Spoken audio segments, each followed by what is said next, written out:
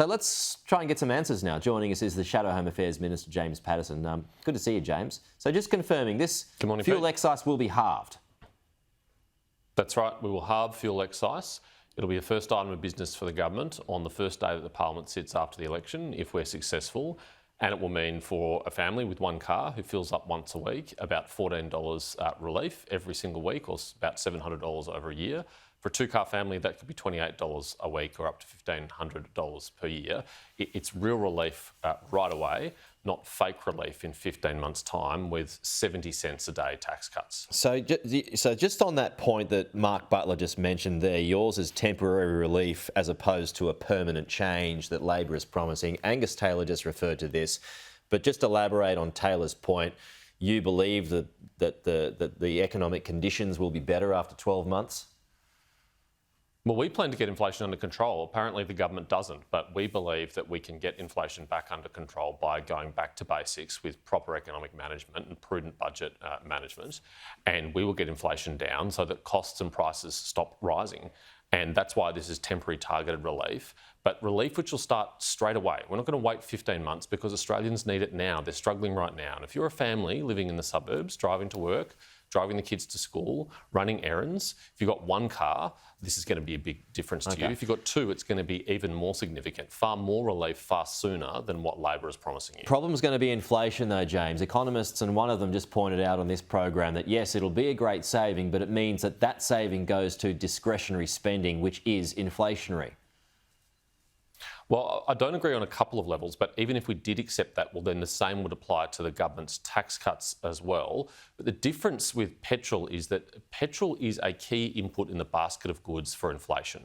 So if you reduce the price of petrol, and it's the total price of petrol including tax which is measured, then that has a deflationary impact on the CPI.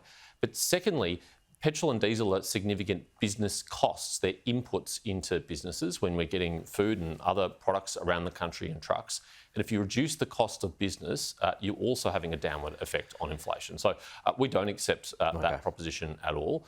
This will make a difference for families and it will keep a lid on inflation, but we'll have other measures which will also drive down inflation, including cheaper electricity. And Peter Howard will have more to say about that tonight. Okay, so I'll get to that in a moment. So Labor's tax cuts, they passed the Senate last night. Will you repeal them? Will the coalition repeal them?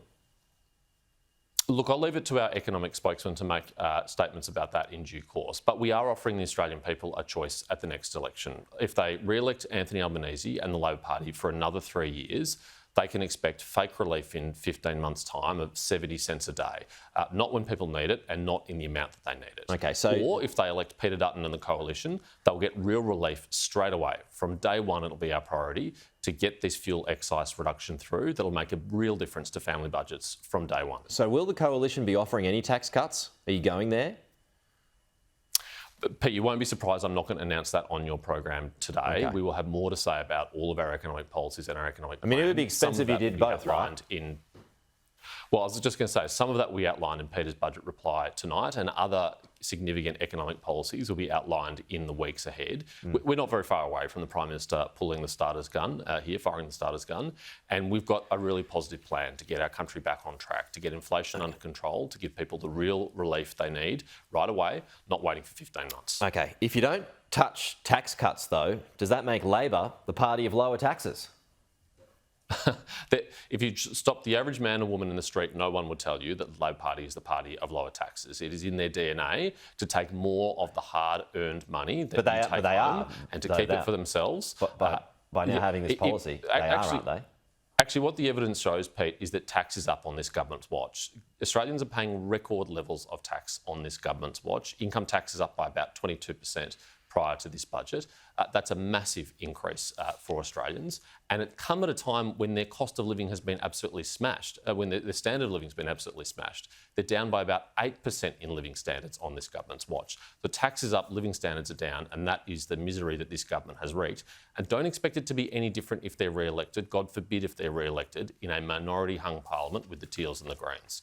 We can't afford 3 more years of Labor.